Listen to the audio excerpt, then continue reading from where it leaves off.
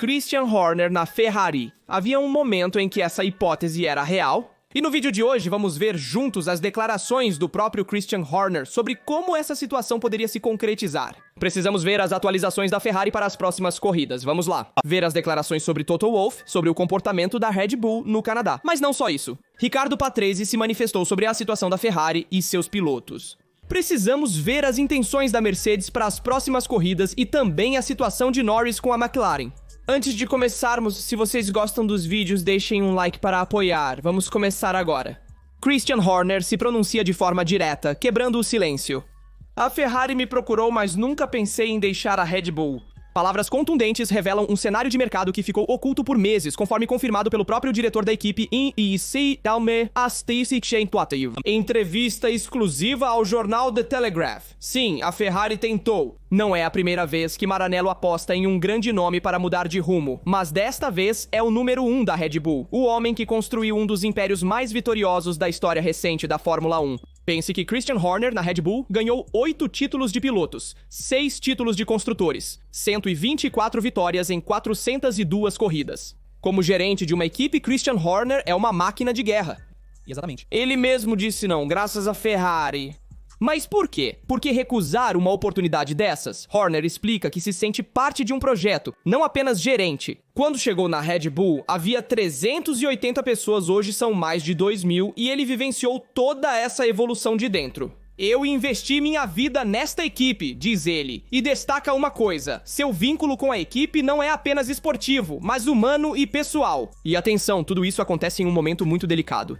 Horner, de fato, passou por meses turbulentos devido a acusações de suposto assédio a uma funcionária. Um caso que fez a Red Bull tremer por dentro. Mas mesmo lá, a resposta de Horner é clara. Renunciar nunca foi uma opção. E ninguém ao meu redor jamais pensou que deveria ser o caso. Uma mensagem clara para quem queria vê-lo fora do jogo. Horner não se move nem pelas polêmicas, nem pelos alarmes vermelhos da Ferrari. Além disso, essa recusa também reflete sobre o futuro. Horner sabe que a temporada de 2025 será muito dura. A Red Bull não tem mais a vantagem técnica de 2023. McLaren é agora a principal força. Mercedes voltou a vencer e a diretiva da Federação Internacional de Automobilismo sobre as asas dianteiras desequilibrou todos os equilíbrios. No entanto, o gerente inglês reafirma: temos as pessoas certas e Max Verstappen continua sendo nosso ponto forte. E então a pergunta surge naturalmente, na sua opinião: Horner fez bem em permanecer na Red Bull? Ou com a Ferrari, ele poderia ter iniciado uma nova era? Do ponto de vista pessoal de Christian Horner, ele acertou em ficar na Red Bull. Ele conquistou títulos mundiais com Max Verstappen, 4 títulos com Max, 4 títulos com Seb, com Vettel no passado. Afinal, ele construiu a história da Red Bull e é grato por isso, assim como a Red Bull é grata a Christian Horner. Isso representa a falta de continuidade da Ferrari.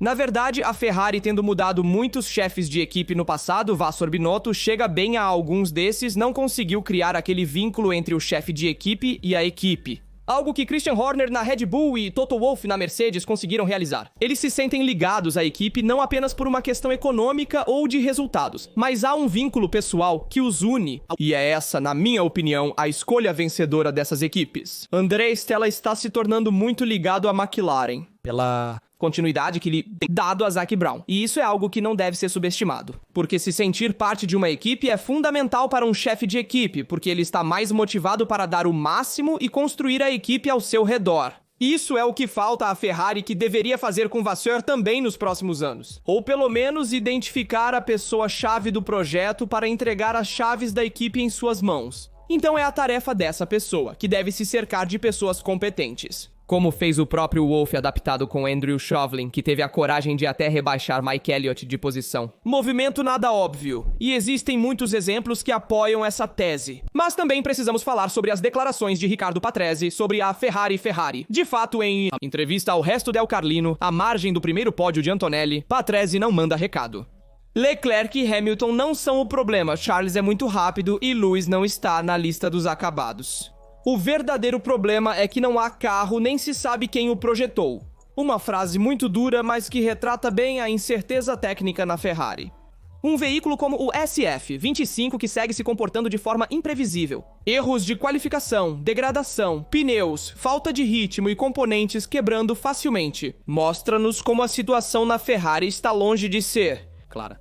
Vasseur, após a corrida, tentou colocar as coisas em ordem, mas também respondeu com irritação ao mais recente apelo de Hamilton por novas atualizações. Se o carro quebra o recorde no primeiro setor, o problema não é do carro, afirmou Vasseur. As palavras, que parecem quase um confronto interno entre pilotos e gestão, mostram-nos que mais uma vez há muita fragilidade política dentro do projeto Ferrari 2025, mas o fato mais grave é outro. E Patrese sempre destaca isso. O problema da Ferrari tem raízes profundas. Ele diz que não há visão, não há coerência. E também não há uma referência clara sobre quem assinou o projeto. É uma acusação pesada, especialmente vinda de uma voz interna, experiente e, sobretudo, italiana. Patrese é alguém que nunca correu na Ferrari, mas que a conhece muito bem e nunca fala sem motivo. Quando ele fala, significa que algo realmente não está certo. E sobre isso, diria que todos concordamos que na Ferrari o problema não são os pilotos, mas sim o carro, e eu concordo mais com Lewis Hamilton.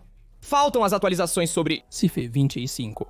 Começo da temporada também na lavanderia. É melhor atualizar já e depois focar no projeto 2026 do que o contrário. Trazer as atualizações agora também significa começar o desenvolvimento mais tarde, em 2026. É verdade, as estruturas que desenvolvem os dois projetos são distintas, então as duas operações podem ser feitas simultaneamente, Mas inevitavelmente, na minha opinião, um dos dois projetos é sacrificado. Mas eu quero comentar sobre as palavras que Vasseur disse após a corrida no Canadá que passaram despercebidas. Há um rumor no paddock de que Vasseur pode deixar a Ferrari no final do ano, e o chefe de equipe francês reage com desconforto. E ele declarou: "Quando assinei com a Ferrari, sabia que se algo desse errado, a culpa seria minha. Mas é injusto ver nos jornais os nomes dos meus engenheiros como se fossem números a serem alterados. São pessoas com família que na segunda-feira vêm ao escritório e me perguntam se é verdade que vão embora." E então conta uma anedota surreal. No ano passado, li que tínhamos contratado um certo Balbo, eu nem sabia como ele era. Busquei no Google sobre ele. Enquanto isso, meu aerodinamicista, Diego Tondi, me perguntava se de fato havia sido substituído. A mensagem é clara, a imprensa cria entropia, e a entropia na Fórmula 1 faz você perder as corridas, mas Vassar tenta olhar para frente. "Teremos atualizações antes de Silverstone", ele declarou. Mas hoje não é mais o desenvolvimento técnico que faz a diferença, é a execução. Segundo ele, mesmo uma atualização de 2 décimos é inútil se o carro não for usado em sua totalidade. Quando trazemos algo novo, precisamos de 2 ou 3 finais de semana para entendê-lo. Muitas vezes perdemos mais tempo ajustando do que desenvolvendo o carro. Ele destaca um ponto crucial: os pneus. Hoje, a verdadeira diferença é feita por eles. Mercedes e Verstappen compreenderam de imediato, nós não. E se você errar a mistura já na sexta-feira, seu fim de semana acabou antes mesmo de começar. E o tema dos pneus é fundamental na Fórmula 1, especialmente com a introdução do C6 no Canadá. Muitas equipes fizeram o tempo de qualificação com o pneu médio, o C5. O consumo de pneus na corrida também não foi certo desde o início. O graining desenvolvido era maior do que o esperado. Porém, não é apenas uma questão de pneus, mas também uma questão de cinemática interna do carro. E então vamos analisar em detalhes esta Ferrari. O coração da crise é o projeto SF25 com o nome interno. 677.1. Carro em que a Ferrari apostou muito. Novas suspensões, nova abordagem aerodinâmica. Mas hoje está claro que algo não está certo. O problema, segundo os analistas técnicos, além da suspensão traseira, há defeitos congênitos mais sérios. Uma das escolhas mais radicais foi a dianteira passar para o esquema pull road para melhorar a interação aeromecânica, fundamental com esses carros de asa. Mas, pelo visto, os resultados não estão chegando. Na onboard, nota-se claramente que o carro não entra bem na curva, tem dificuldade nas mudanças rápidas e parece sempre no limite, com também uma leve sobresterço em percurso. Claire Clement não afirmaram isso publicamente. As atualizações estão chegando devagar. A McLaren muda o fundo e o nariz a cada 2 corridas, a Ferrari está parada. O motivo? Antes de atualizar, é preciso entender o que não funciona. Em Maranello, ainda não está claro se o problema está no chassi, na suspensão, no fundo ou nos 3. E é aqui que chega a parte mais preocupante. Na fábrica, a SF25 é forte nos dados dinâmica dos fluidos computacional nos túneis de vento e nos simuladores, mas na pista não. Quando no papel um carro é mais rápido, mas na prática não é, entramos em um limbo perigoso. Pergunte a Mercedes em 2022 e 2023 como se comportou, a Ferrari teme ter caído na mesma armadilha. Um projeto enganoso como o de Brackley daqueles anos, e a partir desse ponto, qualquer atualização corre o risco de ser inútil. O verdadeiro dilema é continuar ou desistir. Porém, em Maranello, uma equipe trabalha no carro de 2026, enquanto outra se dedica continuamente ao modelo de 2025, para investir todo o restante do orçamento cap. Ferrari sabe que pode ser inútil continuar a desenvolver para este ano, mas quer tentar mesmo assim. por orgulho, por dever, para não jogar fora outra temporada em meados de junho. Mas na sua opinião, vale a pena? Faz realmente sentido perseguir um sonho que parece inatingível no momento, enquanto McLaren, Red Bull e a própria Mercedes fogem? Essa é a questão crucial que demanda resposta. Encerrando o capítulo Ferrari, é necessário falar também das declarações de Toto Wolff, feitas em Nova York na estreia do filme de Fórmula 1, porque ele se pronunciou sobre a situação da Red Bull e sobre o protesto feito à Federação Internacional de Automobilismo. Entrevistado em Nova York pela Sky Sports Fórmula 1 por ocasião da estreia mundial do filme de Fórmula 1, o chefe da Mercedes, Toto Wolff, não mediu palavras. O que a Red Bull fez foi mesquinho, ridículo e embaraçoso. Wolff explicou que o protesto chegou 2 horas após o final do Grande Prêmio e lembrou que a Red Bull já havia tido uma atitude semelhante em Miami. Em outro caso semelhante, depois retirado. Eles trazem cláusulas absurdas que só eles chamam de cláusulas, disse ele. A Federação Internacional de Automobilismo deveria começar a prestar atenção. Foi uma tentativa desajeitada e inverossímil de reverter o resultado. Mas cuidado! Esse ataque frontal não é apenas uma defesa de Russell, é um ataque político direto à Red Bull. E Wolff sabe muito bem que cada palavra tem um peso no paddock. Corre-se, ganha-se e perde-se na pista, ele disse. Esse comportamento é indigno de uma equipe que ganhou tanto. Foi simplesmente constrangedor. Estamos apenas no início desta guerra política que pode perdurar por toda a temporada, vendo as performances da Red Bull com Verstappen e da Mercedes do outro lado. Falando da Mercedes, a vemos transformada após o Canadá, parecendo capaz de lutar pelas vitórias lá na frente. De fato, até algumas semanas atrás, a Mercedes parecia ainda distante. Problemas de ritmo de corrida, dúvidas sobre a unidade de potência e falta de resultados sólidos. Mas em Montreal, tudo mudou. Russell venceu merecidamente. Foi uma revanche técnica após 3 GPs abaixo do esperado. O V16 surpreendeu a todos. As expectativas eram de um pódio, talvez, mas ninguém esperava que ambos os carros terminassem entre os 3 primeiros. Também graças, obviamente, à retirada de Norris. O que ajudou e fez a diferença no Canadá foram 3 coisas. Pista com poucas curvas largas e muitas frenagens. Asfalto pouco abrasivo, muito liso e foco em aderência longitudinal e não lateral. Em resumo, a Mercedes acertou em cheio. A V16 superou McLaren, Ferrari e até Red Bull em todos os trechos de tração.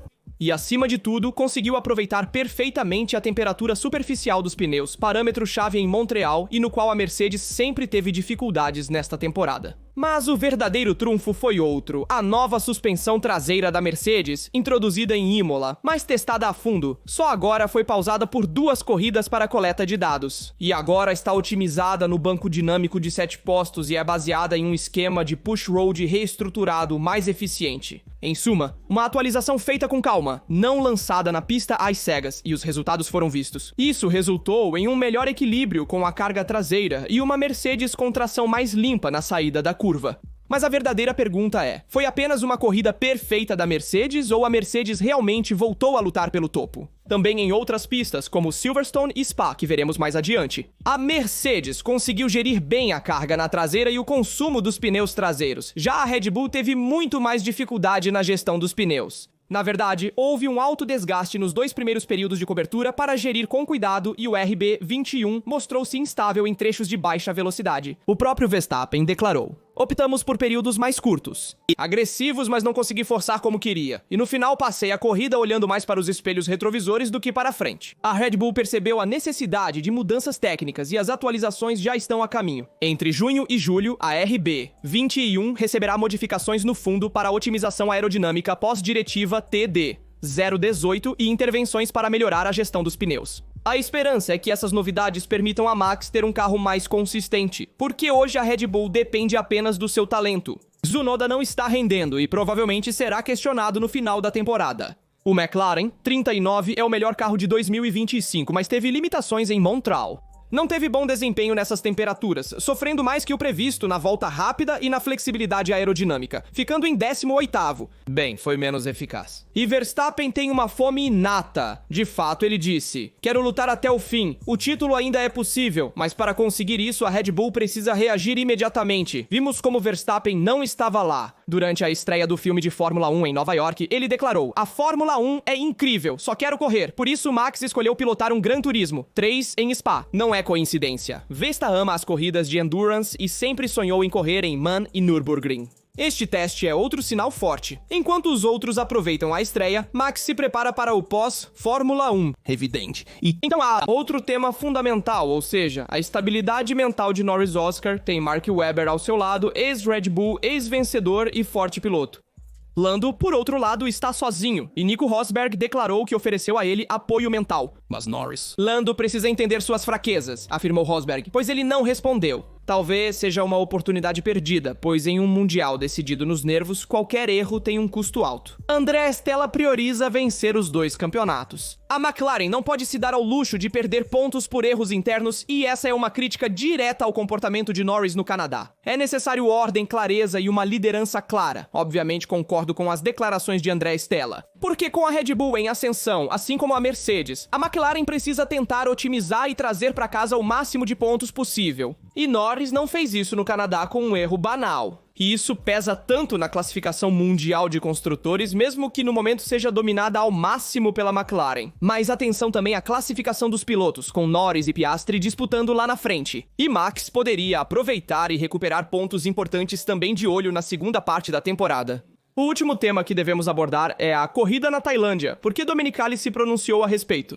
O governo tailandês aprovou oficialmente a candidatura para sediar um grande prêmio de Fórmula 1 em Bangkok, com um contrato quinquenal a partir de 2028. O orçamento É impressionante. 1,2 bilhões de dólares já alocados, uma cifra enorme que demonstra uma intenção clara de entrar no calendário a todo custo. O anúncio foi feito pelo ministro do turismo tailandês Soha Wongtientong, que deu a notícia em uma coletiva de imprensa. Para reforçar a candidatura, houve contatos diretos com Stefano Domenicali, Chief Executive Officer da Fórmula 1, que recentemente visitou Bangkok para avaliar a proposta. E não é tudo. Alex Albon, piloto tailandês da Williams, também se encontrou com o primeiro-ministro tailandês e declarou: "É bom ver o quanto eles são sérios", comentou Albon. "Eu vi um rascunho do projeto e parece realmente promissor. E então, a Fórmula 1 está cada vez mais voltada para a Ásia para expandir seu público e alcançar novos mercados. Singapura, Japão, China e agora talvez até a Tailândia. O circo está se tornando um hub estratégico para a Liberty Media. E Bangkok tem todo o interesse político, orçamento enorme, piloto local, uma capital icônica para um potencial circuito urbano, dizem que é espetacular.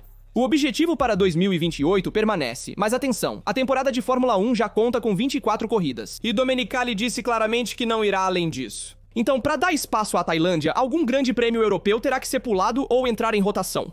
E para a Tailândia, esta é uma vitrine estratégica para o futuro do país. Porém, obviamente, Digam nos comentários o que vocês acham dos assuntos que abordamos no vídeo sobre como isso irá prejudicar as corridas na Europa. Não se esqueça de deixar um like, se inscrever e ativar as notificações para acompanhar todas as notícias da Fórmula 1. Veja outros vídeos relacionados de Rastaduto. Até o próximo vídeo.